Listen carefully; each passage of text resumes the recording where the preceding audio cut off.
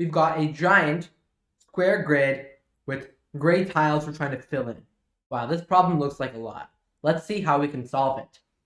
Each square in a 3x3 grid is randomly filled with one of 4 gray and white tiles shown below. So for example, if we were taking this tile and we're shading it in over here, we would get this possibility over here, like this. Or if we pick this tile instead, we would get this possibility over here.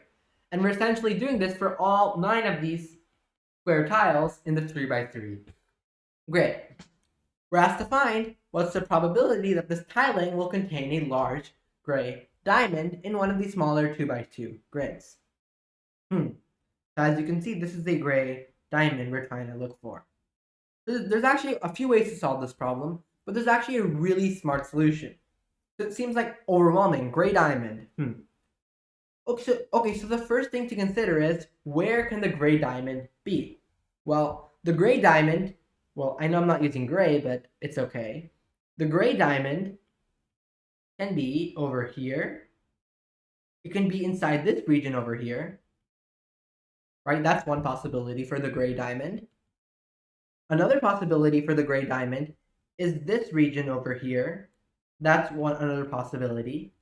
The third possibility is this can be a gray diamond or shaded diamond. And then this can also be a shaded diamond. So as you can see, there's 4 possibilities for the gray diamond. Sure, okay, so from here, what should we do? So let's just consider one possibility first of all. Let's look at the possibility they have shown in their diagram, the official diagram. We have this. So what is the probability that this gray square or this gray diamond is shaded in? Okay, so let's take a look at this square over here, first of all. Notice that for each unit square, there's 4 different possibilities. It can be this, or this, right? For a triangle can be any of these 4 possibilities. But for this to be shaded, considering just this square right now, this is only one of the 4 possibilities. It's this possibility over here. So we must have one out of the 4 shaded possibilities for this blue box square. So there's a 1/4 chance, the probability is 1/4, that for this specific square, we end up taking this tile where this is shaded. Now, what about this tile over here? Well, notice that it also corresponds to one of the 4 possibilities. So there's a 1/4 chance that that tile is picked, such that this triangle over here is shaded. And notice that we need this triangle to be shaded, this triangle to be shaded, and so on for the gray diamond to form. Because, for example, let's say this was not the triangle shaded. Let's say instead we shaded something else, like this. Now, it wouldn't be forming the gray diamond anymore, which is why we need to choose all of the possibilities, all of these 4 possibilities to be the ones shaded. So 1/4 for this square probability, this is the thing shaded. 1/4 for this square, 1/4 for this square as well, and 1/4 for this square as well. For each of these 4 squares, there's a 1/4 chance of picking the shaded square such that it forms a gray diamond. So 1/4 cubed.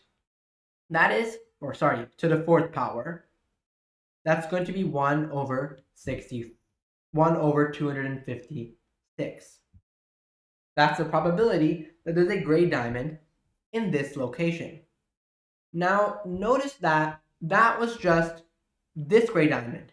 There's other possibilities for the gray diamonds as well. For example,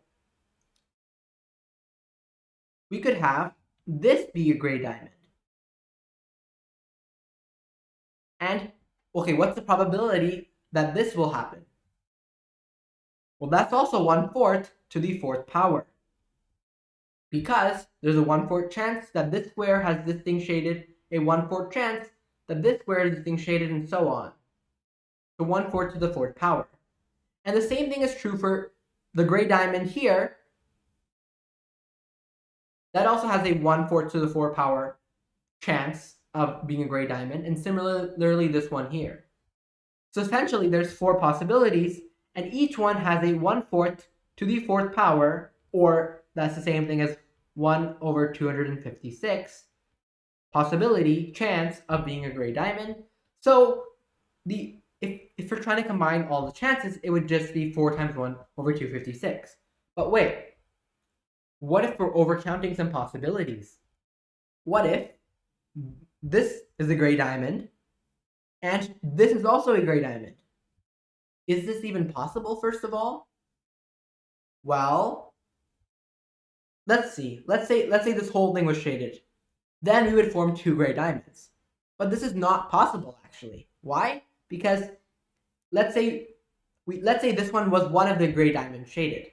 Now, it's not possible for any other gray diamond to be shaded. This gray diamond over here can't be shaded because we've already chosen these squares to go here and here. They don't line up. This one can't be filled in because for this given unit square, we already have this one filled in.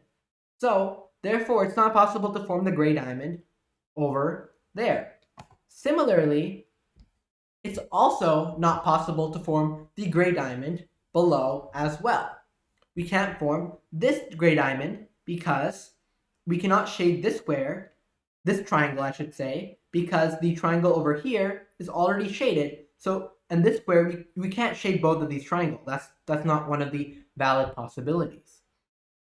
And similarly, finally, we also have that this one is not possible either, because for the center unit square, this was the one shaded, and that means that this one, this triangle will not be shaded. So there's no way we can have both of these gray diamonds simultaneously. So all in all, we conclude that if one of these 2x2 squares have a gray diamond, none of the other ones can. So there's no overlap. So therefore, we just indeed do 4 times, remember, because there's 4 2x2 squares, times the chance that each one has a gray diamond, 1 over 256. And this is the probability there will be exactly that it will contain exactly 1 gray diamond. And notice that there's another cool way to think about this problem that might be a little bit simpler. Notice that for the center square, let's say we choose any given shading. Now, let's say this thing is shaded gray. Now there's only one possibility from here that forms a gray diamond. And that is to have this one shaded too, to have this one shaded, and this one shaded as well.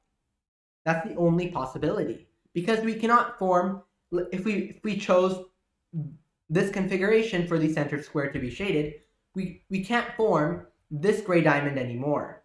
This is not possible because this is shaded already.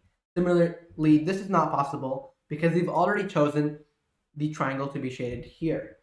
So essentially, the choice of the shaded triangle in the center square basically only allows for one possibility for the gray diamond that can form.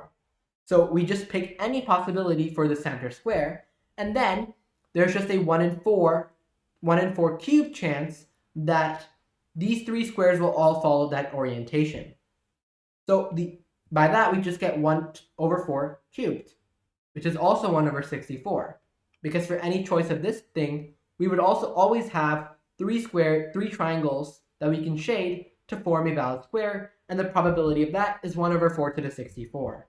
And notice that this is also true if we, instead of choosing this to be shaded triangle, we instead chose something else. Let's say this one to be the shaded triangle. In this case, we would just have that these 3 triangles have to be the one shaded. Both cases, we get an answer of 1 over 64, and that is our final answer for this problem.